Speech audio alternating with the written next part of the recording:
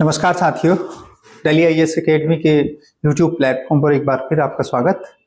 और विश्व इतिहास की कड़ी श्रृंखला में छठी कड़ी को लेकर के मैं डॉक्टर मनोज फिर से हाजिर हूँ आपके सामने।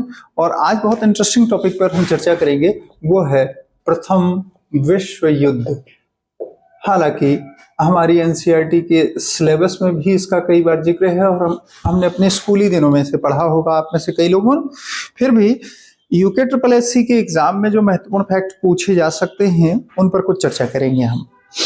प्रथम विश्व युद्ध की, जैसे कि हम जानते हैं कि ये 1914 से लेकर के 1918 तक चला और 4 वर्षों का ये युद्ध चला। और ये 20वीं शताब्दी का एक महायुद्ध कहें या कहें कि मानव इतिहास में सबसे बड़ा युद्ध कहें, तो ये बहुत बड़ा युद्ध जिसने विश्व इतिहास को बदलने में, यहाँ तक कि विश्व के भूगोल को बदलने में भी, भूगोल के मानचित्र को बदलने में भी बहुत बड़ी भूमिका निभाई। हालांकि विश्व शांति के निर्माण में इसका योगदान रहा, पर यह विनाशकारी युद्ध जब हुआ तो इसने दुनिया में मनुष्यों के सोचने के तरीके को बदल दिया। क्योंकि लगभग 1.5 से 2 करोड़ लोगों की मृत्यु इस पूरे युद्ध में हो गई थी और करीब करीब 6 करोड़ लोगों ने इसमें भागीदारी की थी और दुनिया के 37 देशों ने इसमें हिस्सेदारी ली थी। तो इस तरह का युद्ध, और ये पहली बार जल, थल, वायु तीनों हिस्सों में लड़ा गया था। तो इसने जो बदलाव किया और क्या इसके मुख्य कारण थे उनको समझते हैं। क्या इसकी पृष्ठभूमि रही, अगर इसकी चर्चा करें तो पृष्ठभूमि महत्वपूर्ण है। क्योंकि इससे पहले हम देख रहे थे कि जो ये सन है 1914 का सन, इससे पहले फ्रांस और ब्रिटेन अलग अलग क्षेत्रों में अपने साम्राज्य का विस्तार कर रहे थे। और साम्राज्य विस्तार की इस होड़ में फ्रांस और इंग्लैंड ने दुनिया भर में अपने कंपनियों का विस्तार किया, अपने व्यापार का विस्तार किया। तो कंपनियों के विस्तार, व्यापार के विस्तार में इनमें आपसी संघर्ष हो रहा था इससे पहले। उसमें भारत में भी हमने फ्रांस और ब्रिटेन के बीच संघर्ष देखा। तो ये संघर्ष का जो काल था लगातार चलता रहा। तो इसकी पृष्ठभूमि में यह हुआ कि यूरोप का एक देश जिसे हम जर्मनी नाम से जानते हैं, तो जर्मनी देश में विभिन्न प्रकार की उन्नति हुई, जिससे इंग्लैंड और फ्रांस में भी इस बात का तहलका मचा कि कहीं ऐसा ना हो भविष्य में जर्मनी का वर्चस्व पूरी दुनिया पर हो जाए। जरा सा एक बार इसके मानचित्र पर नजर डालते हैं और फिर इसकी पृष्ठभूमि बहुत आसानी से हमें समझ में आएगी। बात करते हैं इसकी पृष्ठभूमि की। तो इसकी पृष्ठभूमि कुछ इस तरह से, अगर इसकी पृष्ठभूमि की बात करें तो यूरोप के मानचित्र पर एक छोटी सी नजर डालेंगे तो हमें पृष्ठभूमि बहुत आसानी से समझ में आएगी। जैसे कि हम जानते हैं कि ऊपर यूरोप में स्कैंडिनेवियन कंट्रीज हैं और ये स्कैंडिनेवियन कंट्रीज इस तरह से हैं। ये बाल्टिक सागर है, बाल्टिक सागर का आगे योगदान रहेगा। ये नॉर्वे है, ये स्वीडन है और ये फिनलैंड है। हालांकि इनका बहुत बड़ा रोल नहीं है, पर मैं मानचित्र समझाने के लिए आपको ये बात समझा रहा हूं। ये ब्रिटेन है, ब्रिटेन का बहुत बड़ा रोल है। और ये आयरलैंड है, इसी का एक हिस्सा। ब्रिटेन या इसे यूनाइटेड किंगडम कहें तो ये ब्रिटेन, क्योंकि हम विश्व इतिहास को पढ़ते समय इसे ब्रिटेन नाम से ही जानते हैं। ये आयरलैंड भी इसी का हिस्सा है। और यहाँ बाल्टिक सागर से लगा हुआ एक देश है, ये है डेनमार्क। और डेनमार्क की सीमा पर लगा हुआ है जर्मनी। जर्मनी इस तरह से सीमा बनाता है, जर्मनी। और ऊपर ये उत्तरी सागर है, उत्तरी सागर। मैं ये उत्तरी सागर की बात या इन सागरों की बात इसलिए कह रहा हूं, उस समय वे देश संपन्न थे जो समुद्री सीमा से लगे हुए थे। क्यों? क्योंकि हमने पढ़ा, जब हम इंग्लैंड के शासकों के बारे में पढ़ रहे थे या पुनर्जागरण के बारे में पढ़ रहे थे, तो हम कह रहे थे कि औद्योगिक क्रांति इंग्लैंड में शुरू हुई। तो औद्योगिक क्रांति का मोटा मोटा अर्थ जो हमने समझा था, ये समझा था कि मशीनों के माध्यम से ज्यादा उत्पादन करना, और ज्यादा से ज्यादा उत्पादन करके ज्यादा से ज्यादा लाभ कमाना। और लाभ कमाने की ये बात तभी हो सकती है जब कोई देश दूसरे देश में जाकर के व्यापार करे। तो ब्रिटेन के लिए बहुत आसान था, क्योंकि ये चारों तरफ से समुद्र में खुला हुआ था और जिस तरफ चाहता उस तरह व्यापार करता। लेकिन इसके साथ कॉम्पिटिटर वे आसानी से हो सकते थे यूरोप के देश जिनकी सीमा समुद्र से लगती थी। तो जर्मनी की सीमा यहां समुद्र से लगती थी, ये उत्तरी सागर से। और ऐसे ही आगे चल करके यहां पर 3 छोटे छोटे देश हैं, एक नीदरलैंड जिसकी क्रिकेट टीम भारत में क्रिकेट खेलने भी आती है, और एक बगल में है ब्रुसेल्स, और नीचे है लक्समबर्ग। तो ये 3 देश कुछ इस तरह से फैले हुए हैं, और यहां जर्मनी और इस तरफ है फ्रांस, और ये सीमा इसी तरह से आगे बढ़ती चली जाती है। और यहां एक देश है पुर्तगाल, ये सब तरफ से खुला हुआ है, और इसके पास में है स्पेन, और ये सीमा स्पेन और फ्रांस की इस तरह से लगती है। और बीच में एक देश है, इसका नाम हम आगे देखेंगे, इस देश का नाम है स्विट्जरलैंड।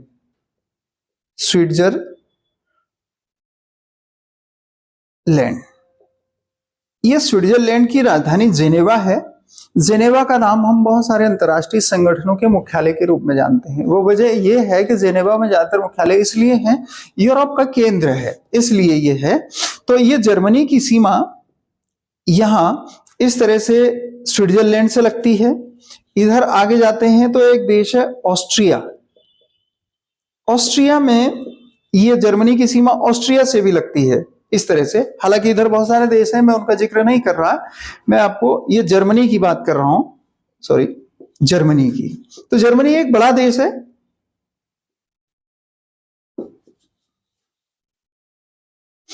आगे देखेंगे फ्रांस, तो फ्रांस की सीमा इधर भी समुद्र से लगी हुई है नीचे, जिसको हम कहते हैं भूमध्य सागर।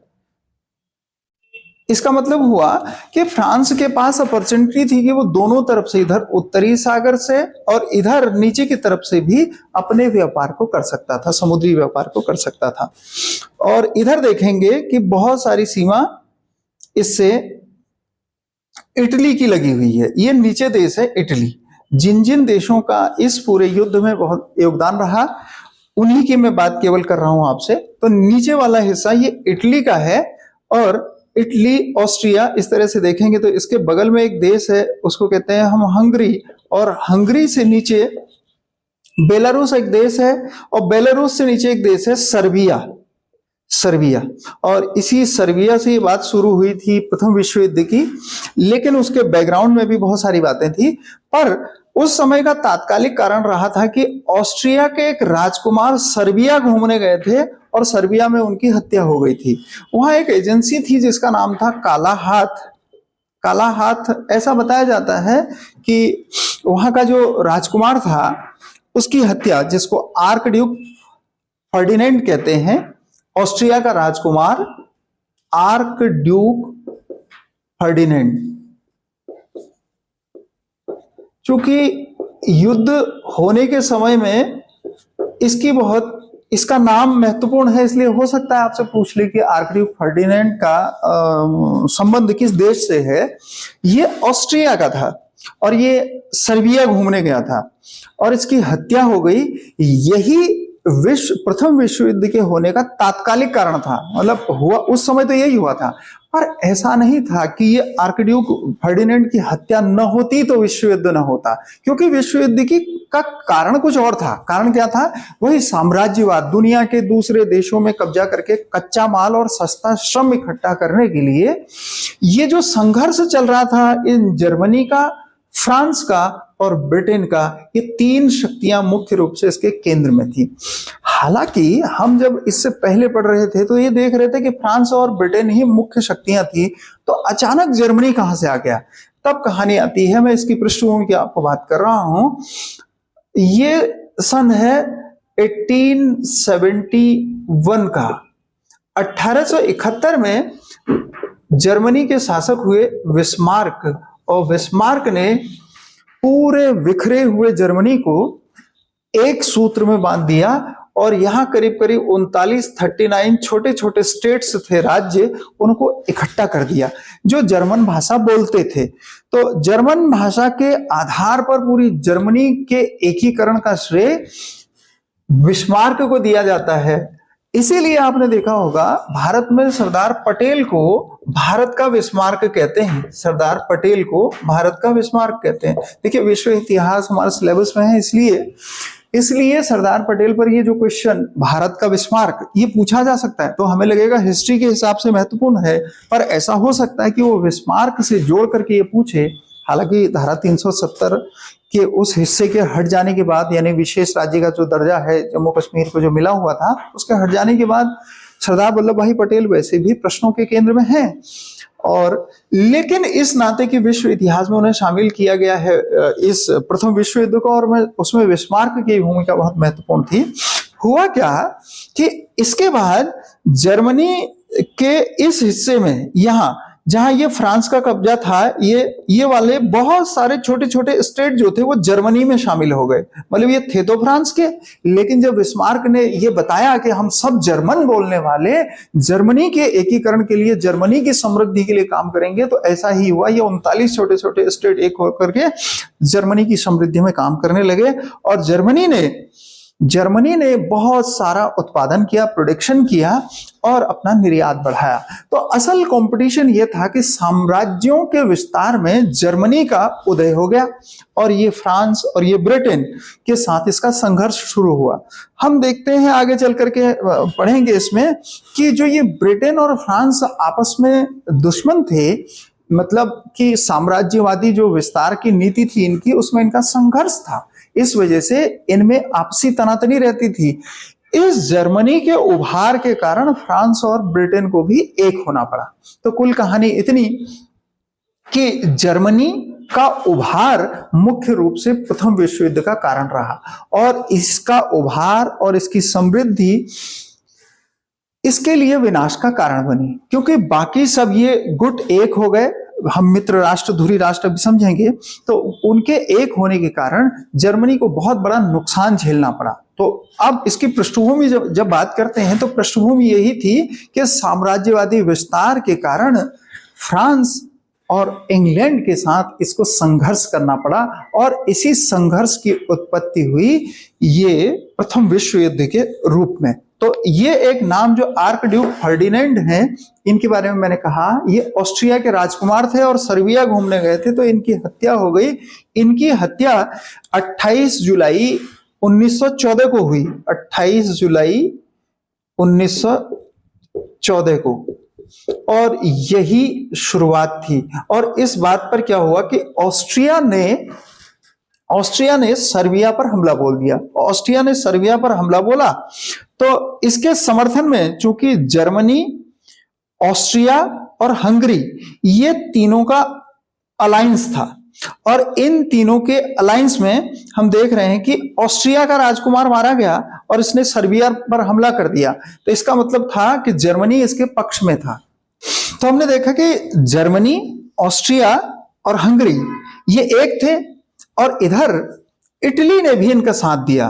तो ऑस्ट्रिया के राजकुमार के मारे जाने पर जर्मनी ने ऑस्ट्रिया का साथ दिया और सर्बिया पर आक्रमण करने में मदद की। तो जर्मनी, ऑस्ट्रिया, हंगरी, ये ऑस्ट्रिया हंगरी उस समय एक ही थे, ये बाद के समय में अलग हो गए। तो जर्मनी, ऑस्ट्रिया, हंगरी और इटली, ऐसे कह सकते हैं। जर्मनी, ऑस्ट्रिया, जहां का राजकुमार मारा गया, ऑस्ट्रिया, उसके साथ साथ हंगरी भी उसी में ले लेते हैं, और इटली, इन देशों ने कुल मिलाकर के सर्बिया को टारगेट करते हुए युद्ध किया। और सर्बिया जब घिर गया चारों तरफ से, तो इसने रूस से मदद ली, और रूस ने ऑस्ट्रिया को टारगेट किया। तो रूस दूसरी तरफ आया, जिसको हम बाद में यूएसएसआर कहते हैं। हालांकि इसी समय का वो दौर था जब 1917 की वहां क्रांति हुई थी, लेनिन ने की थी रूस में। तो यूएसएसआर ने ऑस्ट्रिया की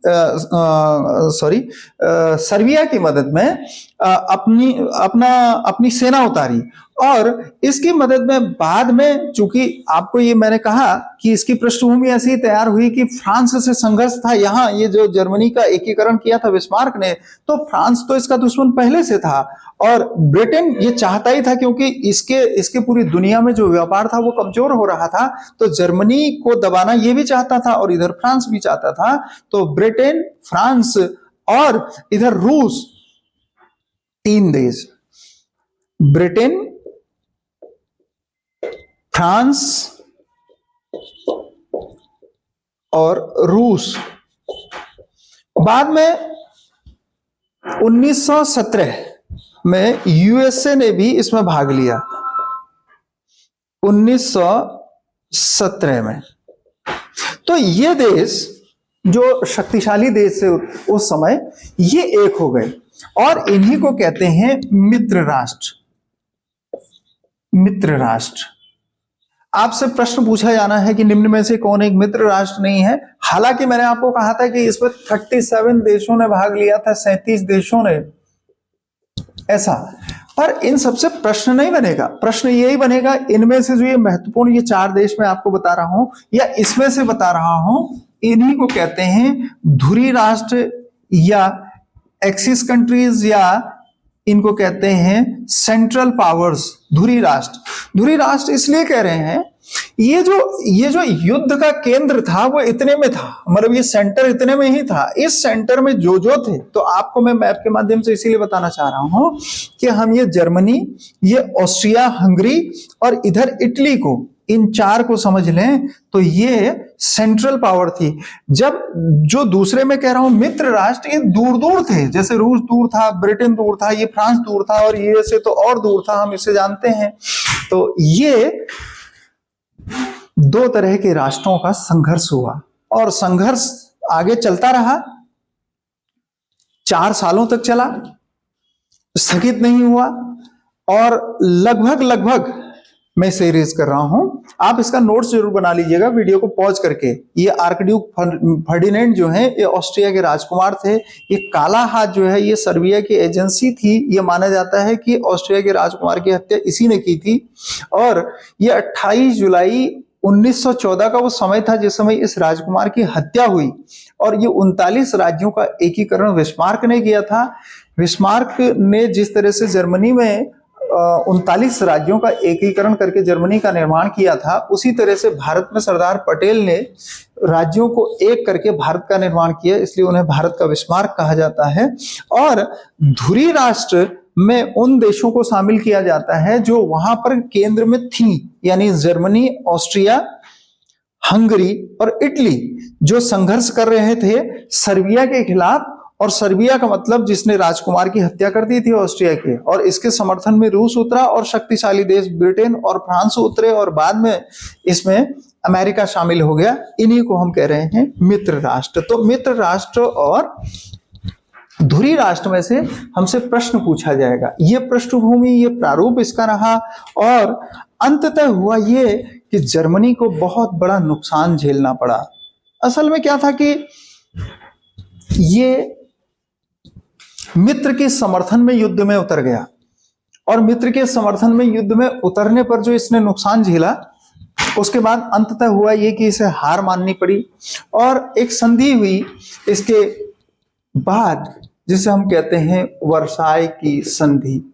और वर्साय की संधि में चूंकि जर्मनी से ये सब, जर्मनी की आर्थिक उन्नति से सब परेशान थे, उसमें ब्रिटेन भी था, फ्रांस भी था, यूएसए भी था, रूस भी था। ये सब चाहते थे कि जर्मनी का जो सशक्तिकरण हुआ है वो कमजोर हो जाए और ऐसा ही हुआ।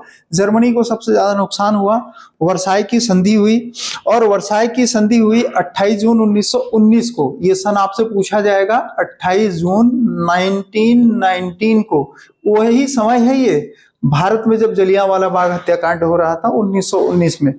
तो इस समय जर्मनी ने इनकी अधीनता स्वीकार कर ली, क्योंकि सब तरफ से जर्मनी को दबा दिया गया और जर्मनी जिस हंगरी, ऑस्ट्रिया और इटली के साथ था, वो शक्तियां कमजोर हो गई और कमजोर होने के कारण इन्होंने इसे स्वीकार कर लिया। और इसमें क्या हुआ, लगभग 6 अरब से अधिक, 6 अरब 10 करोड़ रुपए का, रुपए नहीं पौंड का, 6 अरब 10 करोड़ पौंड का जुर्माना लगाया गया। किस पर? जर्मनी पर। जुर्माना ये जर्मनी पर लगा, क्योंकि जर्मनी ने ही इसे स्वीकार किया, क्योंकि ये मित्र देशों ने बनाई एक संधि थी और संधि को जब स्वीकार किया तो फिर क्या हुआ, वो सीमा जिसमें मैं अभी आपको बता रहा था जर्मनी फ्रांस का डिस्प्यूट था, वो सारे भूभाग को भी इसको फ्रांस को वापस करना पड़ा। तो फ्रांस ने वो वापस ले लिया। अब जर्मनी बौखलाया हुआ था इस बात से कि उसकी जीती हुई जमीन वापस चली गई, उसके सारे सैनिक मारे गए, और इसमें करीब करीब 6 करोड़ लोगों ने भाग लिया, सैनिकों ने भाग लिया, और 1.5 करोड़ करीब सैनिक मारे गए, सैनिक मारे गए, मृत्यु को प्राप्त हुए। इन्होंने भागीदारी की और करीब करीब 2 करोड़ सैनिक घायल हो गए। इसमें लगभग लगभग 10 लाख भारतीय सैनिकों ने भी भाग लिया था। 10 लाख भारतीय सैनिकों का, हाँ, भारतीय सैनिक का मतलब उस समय के ब्रिटिश सैनिक, क्योंकि भारत में ब्रिटेन का अधिकार था। अब भारत के लोगों को ये लगता था कि यदि हमने यहां ब्रिटेन का साथ दिया तो ब्रिटेन हमें आजाद कर देगा। तो ऐसा हुआ नहीं, लेकिन ऐसा लगता था, इसलिए भारत की सेना से इतने लोगों ने भागीदारी की और इसमें बहुत सारे लोग मारे गए और बहुत सारा नुकसान हुआ। हाँ, तो उन 10 लाख सैनिकों में एक भारत के थे, खुदादाद खान। हालांकि ये खुदादाद खान आज जो पाकिस्तान बन गया है, उस पाकिस्तान के पंजाब प्रांत में पैदा हुए खुदादाद खान। और हमने देखा है कि एक दरबान सिंह नेगी हमारे उत्तराखंड से थे, दरबान सिंह नेगी भी बाद में इनको भी मिला। एक ब्रिटिश सेना उस समय एक सम्मान देती थी, जो सेना में अच्छा प्रदर्शन करता था उसको कहते थे विक्टोरिया क्रॉस। रानी विक्टोरिया के नाम पर दिया जाता था, विक्टोरिया क्रॉस।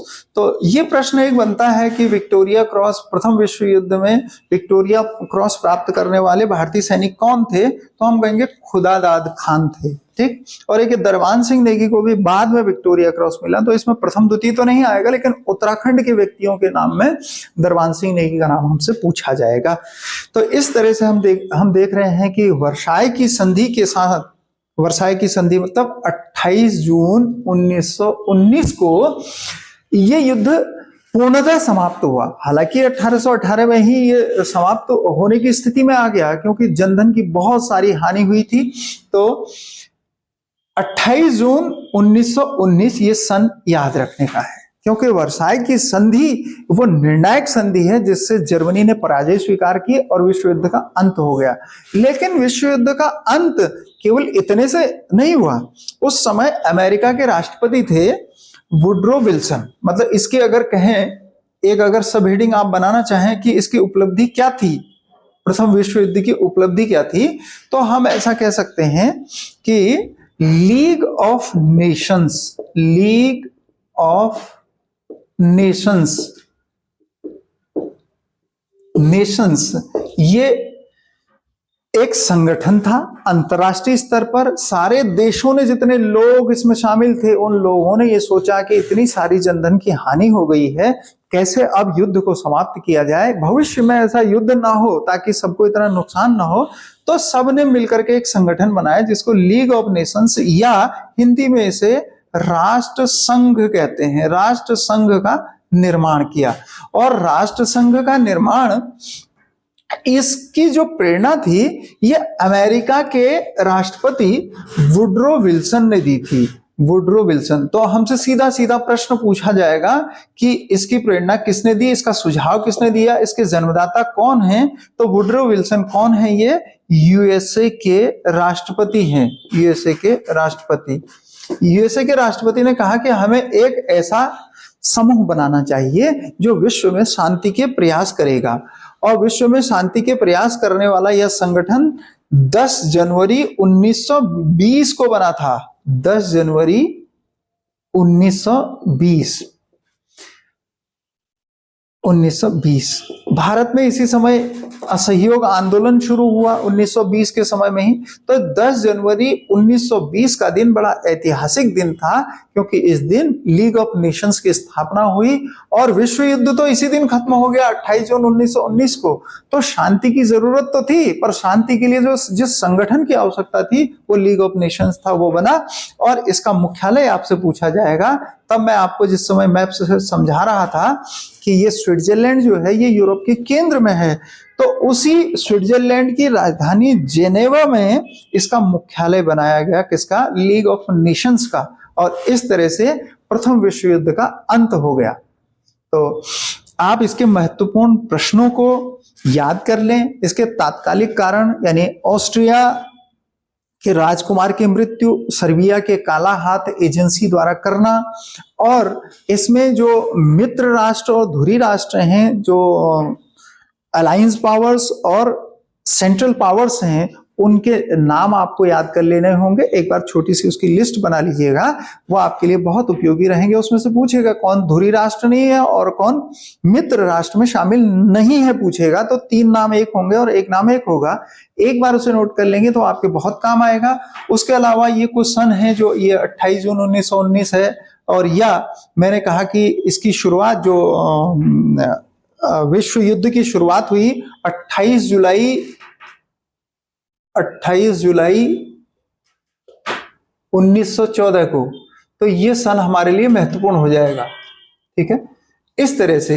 और ये जर्मनी की पराजय थी, या जिनको हम धुरी शक्तियां कह रहे हैं, उन धुरी शक्तियों की पराजय थी। और वर्साई की संधि महत्वपूर्ण थी, और लीग ऑफ नेशन की ये उपलब्धि थी। और 10 जनवरी 1920 का ये समय था। और बिस्मार्क के नाम पर हमने पटेल को भारत का बिस्मार्क कहा, क्योंकि उसने जर्मनी का एकीकरण किया। ये कुछ महत्वपूर्ण बातें हैं। पिछले सारे वीडियोस को आपने बहुत सारा देखा है और बहुत सारे लोगों को बताया है। क्योंकि मैं पीसीएस एग्जाम पास करने तक जिन अनुभवों से गुजरा, उनमें छोटे छोटे किन कारणों से बच्चे फेल हो जाते हैं। वो बहुत सारा तो पढ़ते हैं, लेकिन एग्जाम में जो चीजें महत्वपूर्ण होती हैं उसे छोड़ देते हैं।